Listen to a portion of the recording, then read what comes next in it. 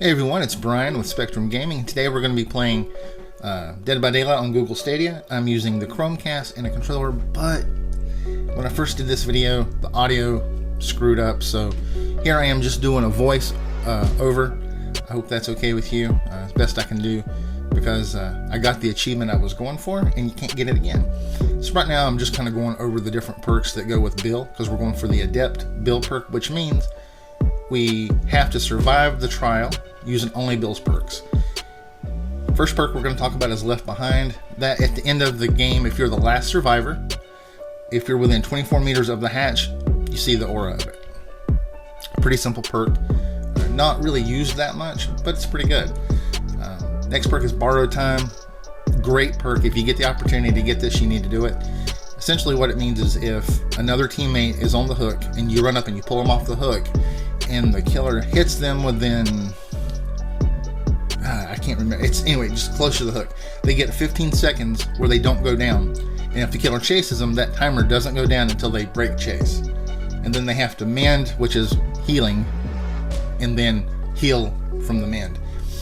Okay, the last perk is Unbreakable, which means if you get knocked down one time during the match, you can heal yourself by yourself to the point of going from the dying stage, which means you're on the ground, to standing up. That's one time during the match. Okay, so here we are. We're at the Temple of Purgation. This is the Plague, not the Plague. Yeah, the Plague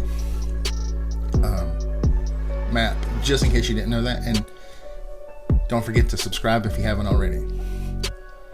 So we're just going to run around, jump on a generator, and hopefully we don't miss a skill check.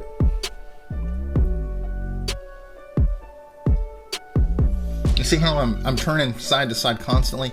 You want to do that, especially if you're new, you may not know that, but you want to be able to look from all different directions looking for the killer so they don't sneak up on you, because some perks make it so that they don't have a heartbeat as close to you, and there are different statuses that cause that too. Now that killer clearly saw me, that Wraith, but he chose to just ignore me, and you don't want to do that. That's for when you're playing killer, you don't want to do that. You want to drive the person off the generator, because he gained really nothing there. He didn't get okay, so he got the down, but I'm over halfway finished with this generator. But as you can see, it doesn't really matter in just a second, because he's for whatever reason he says he doesn't really want to play anymore. I can't even remember, did I finish this yet? So how are you guys liking Dead by Daylight? If you don't mind, leave me a comment in the comments. Let me know how you're doing. If there's anything you'd like to see, yeah, I did finish the generator. If there's anything you'd like to see in a video, let me know. Anything you're struggling with, let me know. I'll make a video addressing it. Now I was going to try to get over here and use Borrowed Time, and we could see what it does, but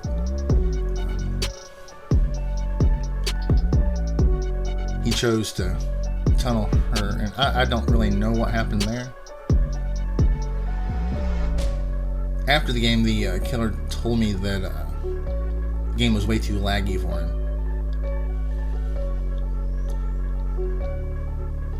Yeah, so he DC'd. It happens quite a bit.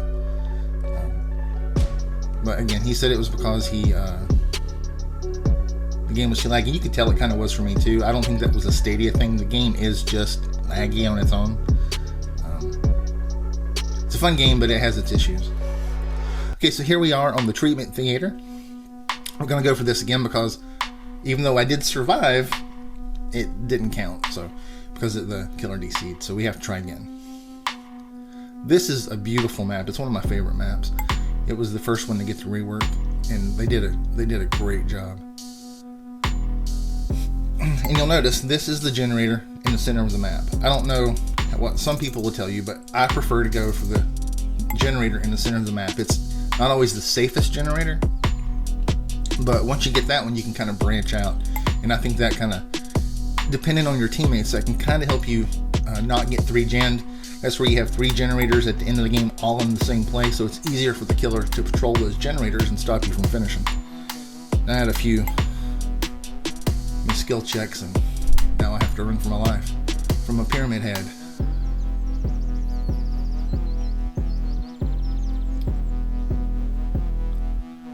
Believe it or not, those little stalls are actually pretty good hiding places. They've saved me quite a few times.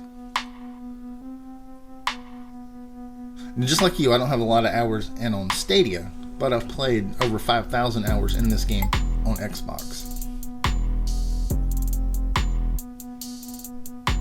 I prefer playing on Stadia. The game looks so much better and runs so much better on Stadia, but I just don't have all my progression, and I miss all my perks. But that's okay, because you get to start over. You know, you get the fun of trying to get them again. But then there's also the cosmetics that I miss. But hopefully at some point Xbox and Sony will jump on the cross progression bandwagon.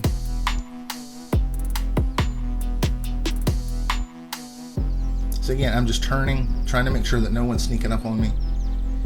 And got that gen in the center complete. I'm gonna go down to the basement and see if I can find anything useful in one of the chests.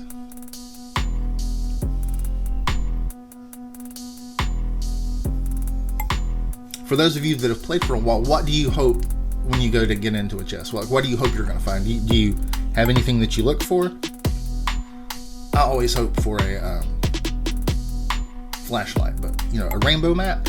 A rainbow map's pretty good too, especially on this map, because it'll help you find the hatch if it comes to a hatch game. But I have Left Behind, so it's not like that matters too much. But I was able to use it to find a totem. Now, for those of you who are new, break totems.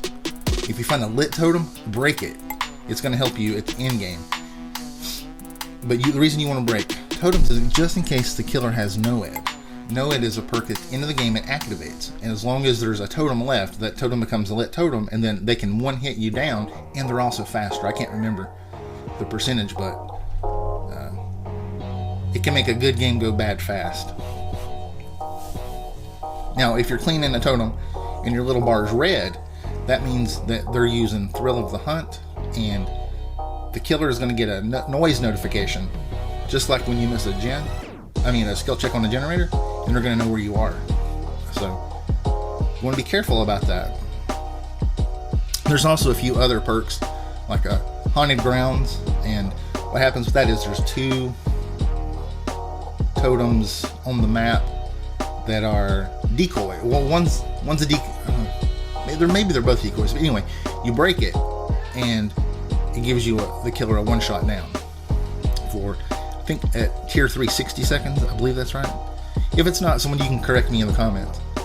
But anyway, there's just some perks you want to be careful, but for the most part, breaking totems is a good thing.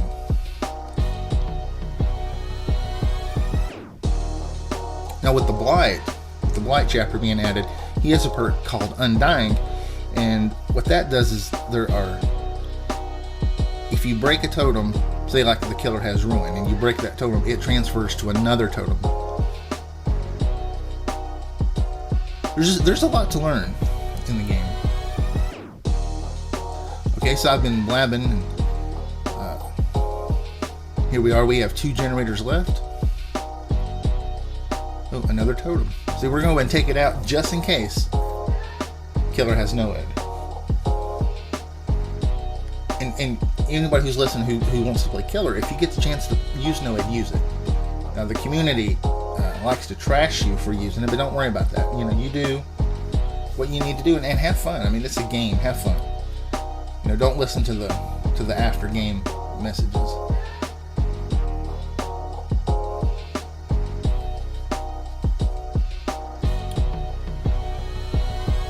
Hey, just in case you didn't see it, subscribe if you haven't. It'll help the channel a lot. As I'm trying to get to 100, I'm gonna have 100 sub goal, because I want to get, you know, a real URL for my channel instead of all that junk that goes behind it right now. Another totem. He could see me here, but I'm still going to go for it. I'm going to commit, because we have to get rid of these totems.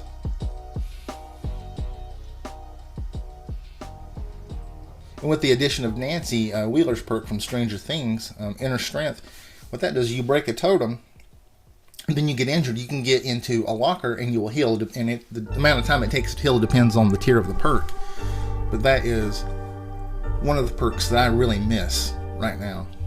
I love using it on my Xbox account. That's one of my favorite perks. But right now I'm trying to get borrowed time unlocked so I can teach it to my other characters. Because borrowed time is such a good perk. When I play, I'm all about helping my teammates. So that is a really good perk to help your teammate in game if they're getting camped.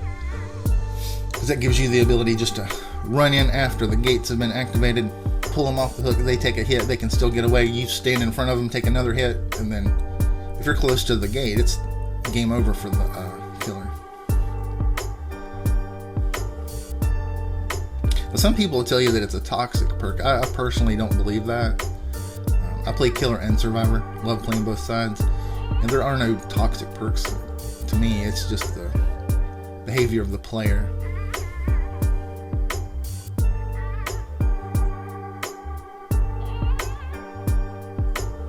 Video quality is not quite as good as it was when I was playing. I wonder if there's something I need to change in the settings. I haven't really done a lot of gameplay videos with Stadia.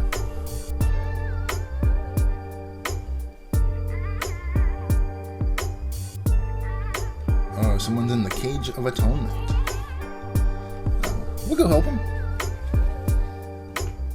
Now, here's a tip for playing against Pyramid Head. If you happen to run through his trail, I can't remember what to call it, but through his trail, and then you get the barbed wire effect on the side of your screen, he can put you in that cage of atonement. If you get someone else out of the cage, that effect goes away. So you cure yourself of that effect. Another tip: if you crouch through one of his trails, it doesn't affect you.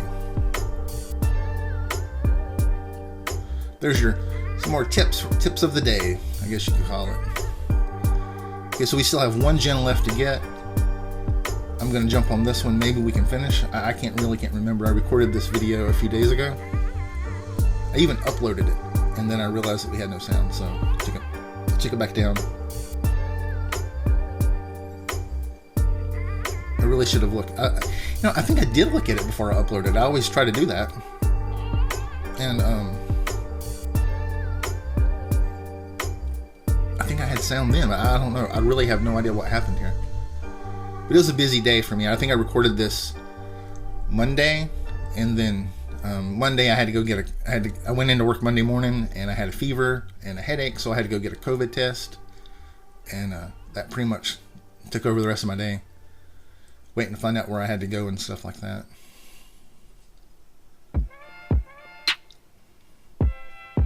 I'm fine, just in case you wondered. I'm fine. My test came back negative. But I had to call my doctor. They had to route me to another doctor. Then I had to have a telehealth conference. And then I had to call another doctor. And then the doctor called me back.